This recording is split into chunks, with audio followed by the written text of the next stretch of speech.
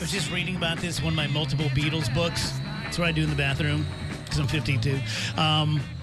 This is when Ringo got pissed and stormed off. Yes. And they're like, okay, let's go record a song and Paul play drums. Yeah. He did a couple of them, I think. And Yeah. Ringo came back. I think it was John, when interviewed, said, is Ringo the best drummer in the world? And he said he's not even the best drummer in the band. Exactly. Oh. Ouch. It's going to leave a mark. Yeah. Brian Kilmeade joins us, author of Thomas Jefferson, the Tripoli Pirates, now in paperback. Brian, I know it's a busy day for you, so I really appreciate you cutting out a couple of minutes. Thanks. No problem. But, I guess Harrison's having a special on Sirius. I think his wife is hopping on, doing nothing but Harrison singles, I guess, when he went out on his own. Oh, cool. Yeah, they re-released, they put it out on vinyl. It is a massive vinyl set that's like 40 or 50 records or something like that of tons of stuff that's not been It's released. not been released? Oh, that's cool. And, secondary tracks and stuff. Yeah, very cool. His birthday, he was just 70, would have been 74. That's a great story about, well, first of all, I'm from Benton, Illinois. My mom and dad both grew up in Benton. And before the Beatles came over to do Ed Sullivan, he came over here to visit his sister, who lived, and I believe still lives in Benton, and went to this little guitar shop there that I knew now later, and bought one of his Rickenbackers there, and went to like West Frankfort and played in a couple of American Legions. And as a kid going to Benton, I thought that's just the coolest thing ever. Yeah. Like one of the Beatles have been there. Anyhow. Okay, so big giant news. You went to the White House with your colleagues and you interviewed the president. I know, Brian, you've known Trump for decades. Was it different now that he's President Trump? Does he seem different than he has all these years? I saw him once. I happened to be with my son in Miami, and they were having a media get-together, and I got invited. I think I told you that. So I saw him for the first time since when he was president-elect. And I felt like there was a little bit of difference then, but when I saw him in the White House yesterday, I actually felt like I was looking at the same guy. And he looks trimmer. He is really confident that he's doing a good job. Not cocky, but confident. And you do not think that – I think he's enjoying every second of it. I even asked him – I think we were walking in the hall. We have some more parts going to air tomorrow. I said, sometimes when things go wrong, do you dread getting up in the morning, having to read the papers? And here she goes. He goes, not really. I can shake it off. I'm getting used to it by now. I just hate when people get it wrong. I don't mind if I get it wrong. I hate when they get it wrong and I get it right. And that really is something he's been trying hard to work through.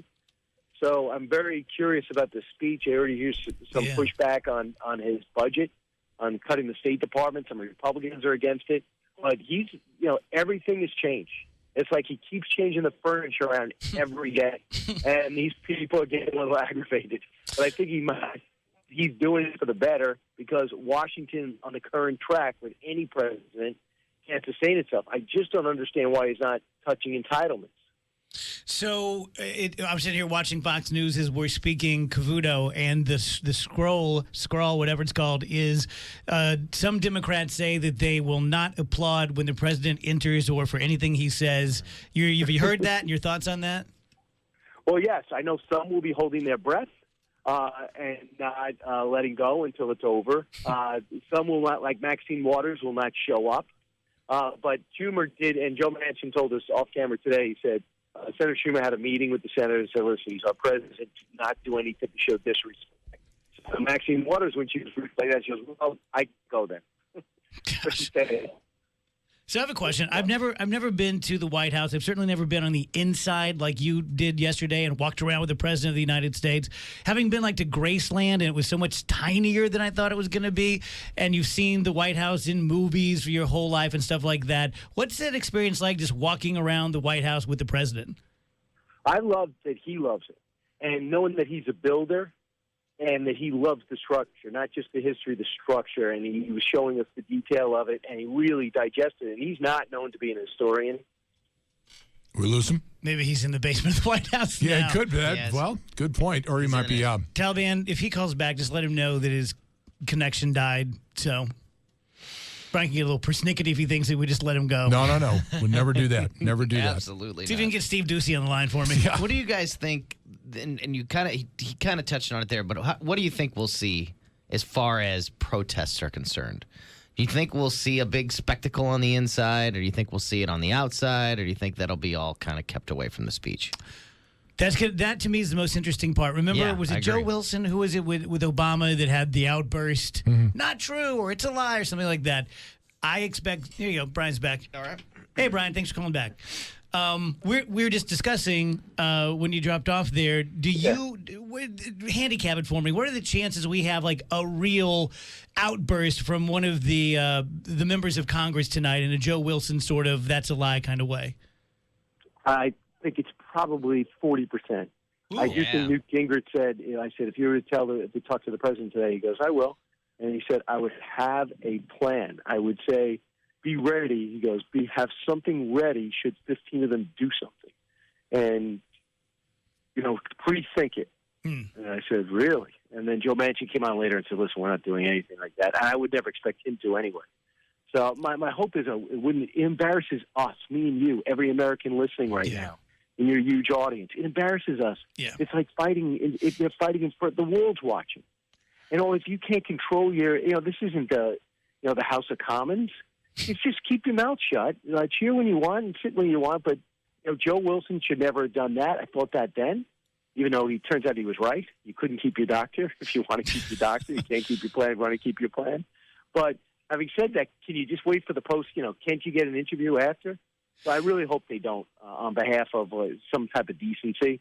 I think Trump's going to, I hope he's going to be using a different speechwriter tonight, somebody a little bit more upbeat. And hopefully they'll put that in. And I wouldn't mind a reach across the aisle. Yeah. Brian, help me understand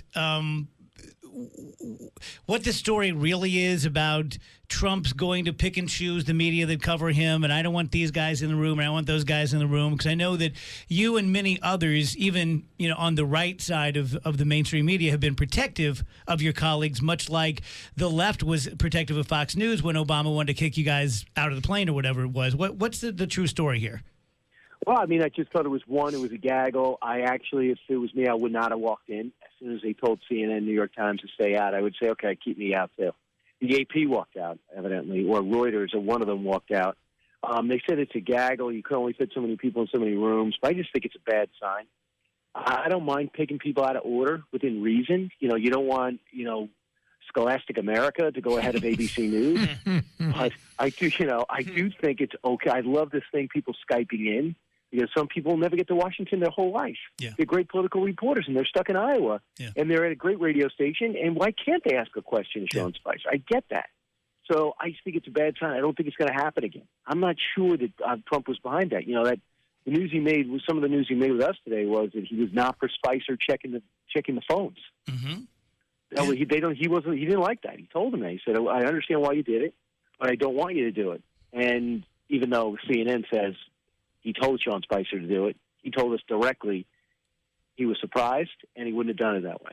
I watched Paul Ryan on the Today Show this morning, and I've thought this about Paul Ryan since the first time I saw him.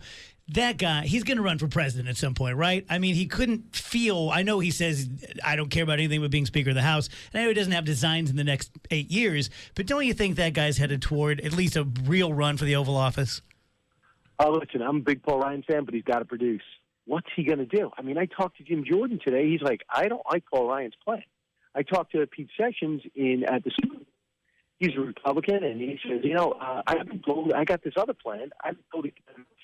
And then Rand Paul goes, I don't like Paul Ryan's plan. And then all right, buddy, you're breaking up again. Thanks for calling in. We appreciate it. I know it's a really busy day for you. We'll talk to you later in the week. Wonder if he's got Frank Cusimano's phone. I knew you were going to say that. Just wondering. I knew you were going to say that. I think I went to the same place. I think you're right. Just got to buy him in person. Yeah. That mail order stuff doesn't work. What server do you two use?